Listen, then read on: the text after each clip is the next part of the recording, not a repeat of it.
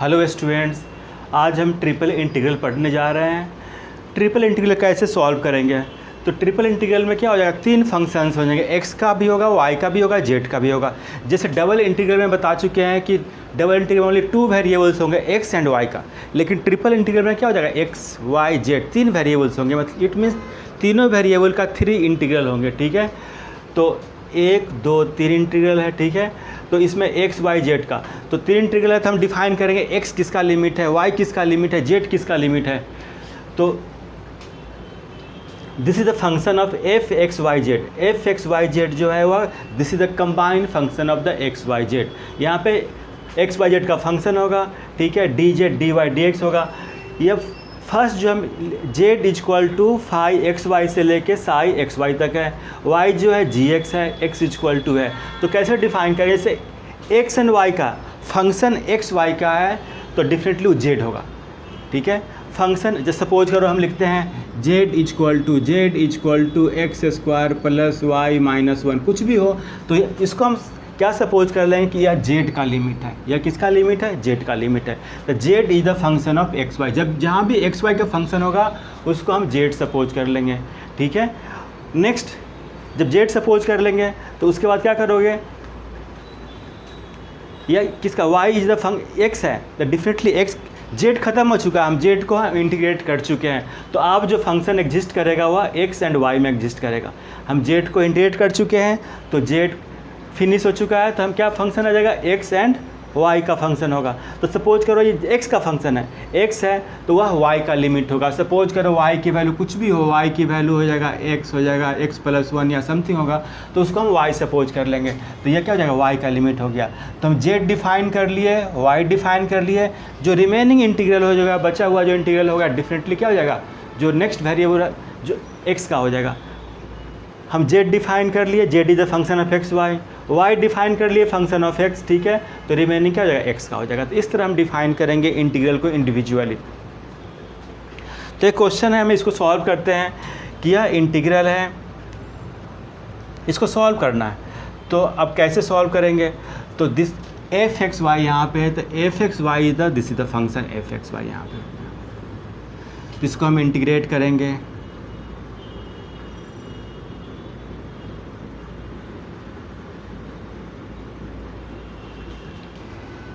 E raised power Z plus 2x,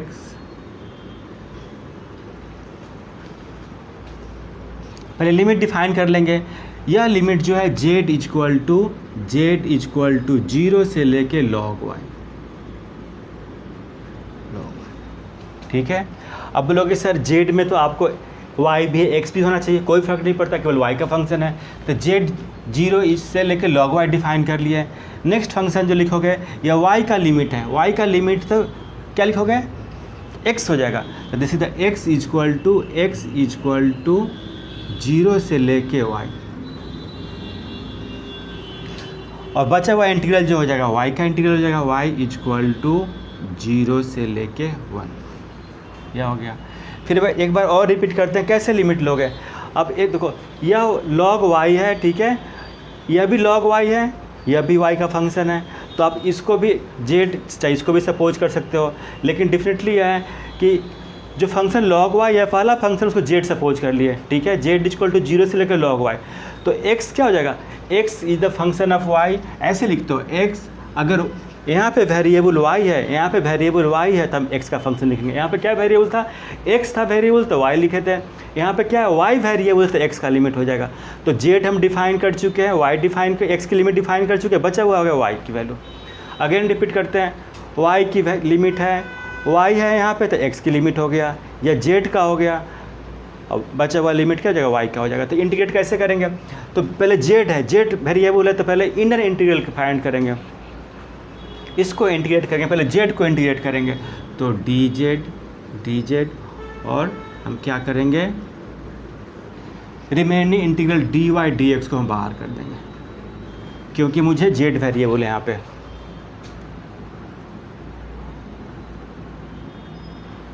y equal to 0 से लेके 1, ई rest हुआ Z plus 2x है, तो एक्सपोनेंट के प्रॉपर्टी से क्या, इसको अलग कर दो, ई रेस्ट पावर जेड ई रेस्ट पावर 2x, तो ई रेस्ट पावर 2x को हम बाहर कर देंगे, तो आप ऐसे लिख दो x raised to the power 0 से लेके y, ई रेस्ट पावर 2x है कॉन्स्ट, एक्सपोनेंट के ब्रेक करोगे तो इसको बाहर कर दो और इसको इंटीग्रेट कर देंगे z इक्वल टू 0 से लेके log y और E raised to Z D Z, only Z का फंक्शन बना दिए, जो कांस्टेंट था एक्सपोनेंट के प्रॉपर्टी से इसको हम ई रेस्ट पावर 2x को बाहर कर दिए और फिर dy dx कर देंगे, dy dx कर देंगे। अब फर्स्ट ऑफ ऑल इसको इंटीग्रेट करेंगे, इससे इंटीग्रेट करेंगे,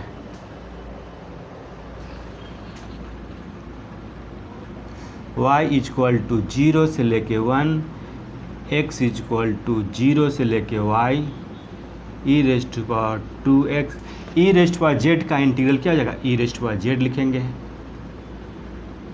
और लिमिट 0 से लेके log y, फिर dy dx को एज इट इज लिखेंगे।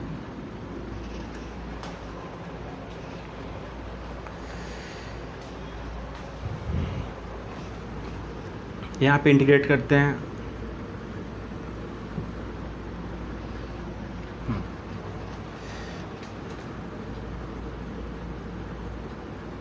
y इक्वल टू 0 से लेके 1, x इक्वल टू 0 से लेके y, ई raised power 2x, upper limit put करो E raised power Z log y, तो E raised power log y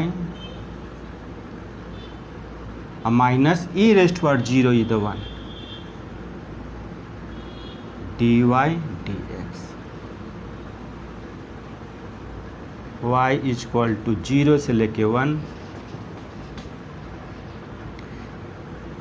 x equal to 0 से लेके y, ई raised power 2x, log को property से इसकी वैल्यू क्या जाएगा, y माइनस 1 dy अब dx। अब हम डबल इंटीग्रल पे आ गए। अब डबल इंटीग्रल में पहले इसको इंटीग्रेट करोगे, इसको इंटीग्रेट करेंगे, तो यह पहले वेरिएबल होता है, पहले इसको इंटीग्रेट करेंगे। अब वेरिएबल किसका, x का लिमिट है, तो x वेरिएबल होगा, तो इसमें x वेरिएबल है, तो x को हम पहले इंटीग्रेट करोगे, तो y इक्वल टू 0 से लेके 1, और जो y का इंटीग्रेशन यह इस कांस्टेंट हो जाएगा, इसके रिस्पेक्ट में x वेरिएबल है, तो y इज द कांस्टेंट, तो y को हम इंटीग्रेशन से हम बाहर ले लेंगे, और x इक्वल टू 0 से लेके y, E raised to power 2x और dx, इसे इंटीग्रेट करें क्योंकि x वेरिएबल है, dy को हम बाहर कर दें। अब डबल इंटीग्रल आ गया, इसे इंटीग्रेट कर लेंगे,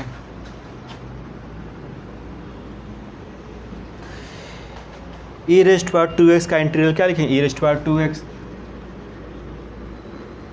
y इक्वल टू 0 से लेके 1, y माइनस 1 बाहर हो गया, ई रेस्ट पावर 2x का integral E raised power 2x, e raised power 2x divided by 2, इसके अपर लोअर लिमिट ले लेंगे, 0 से लेके y, 0 से लेके y, फिर अगेन dy बची है यहाँ पे, फिर इंटीग्रेट करेंगे, y इक्वल टू 0 से लेके 1, इसमें लिमिट पुट कर देंगे, y माइनस 1 और E raised to the power 2y, 0 put करेंगे, माइनस 1 डिवाइडेड बाई 2। यह क्लास 12 का इंटीग्रल है। अब सिंगल इंटीग्रल आ गया y के वेरिएबल में, y वेरिएबल है, तो क्या करो 1/2 को बाहर करेंगे, मल्टीप्लाई कर देंगे, आइलेट वाले प्रोडक्ट ऑफ 2 फंक्शंस को इंटीग्रेट कर दोगे, तो यह सिंपल अब क्लास 12 का आ गया, तब खुद कर सकते हो इंटीग्रेट इसके बाद। नेक्स्ट क्वेश्चन करते हैं, क्वेश्चन नंबर 2, इसको इंटीग्रेट करना है, तो इसको पहले हम डिफ़ाइन करेंगे, z डिफ़ाइन करेंगे, y डिफ़ाइन करेंगे, x डिफ़ाइन करेंगे।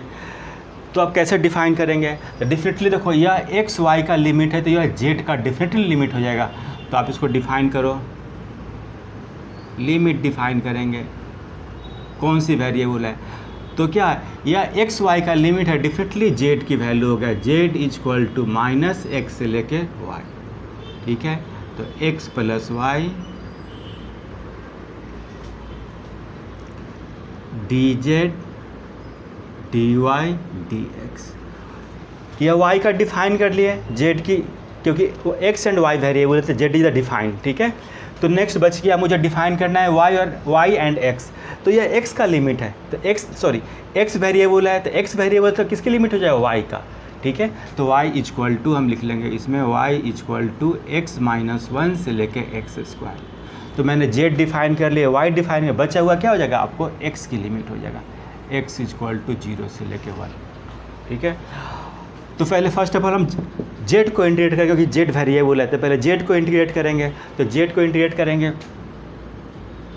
तो x equal to 0 to 1, y की वैल्यू y equal to x minus 1 to x square, फिर z लिखेंगे z equal to minus x to y, right.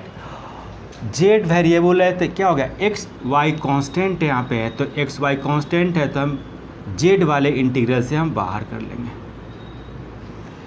z only z is the variable, तो x plus y is the constant, तो x y constant है तो integral से हम बाहर कर लेंगे, जैसे क्लास 12 में पढ़ते हैं। यहाँ कुछ भी नहीं है तो 1 लिख देंगे और dz, इससे इंटीग्रेट करेंगे पहले, और dy dx को इस साइड कर लो। x इक्वल टू 0 से लेके 1, y equal to x minus 1 से लेके एक्स स्क्वायर,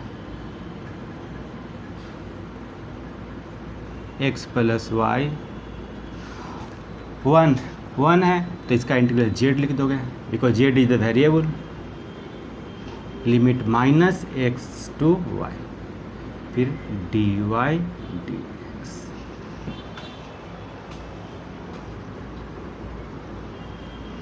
फिर देखो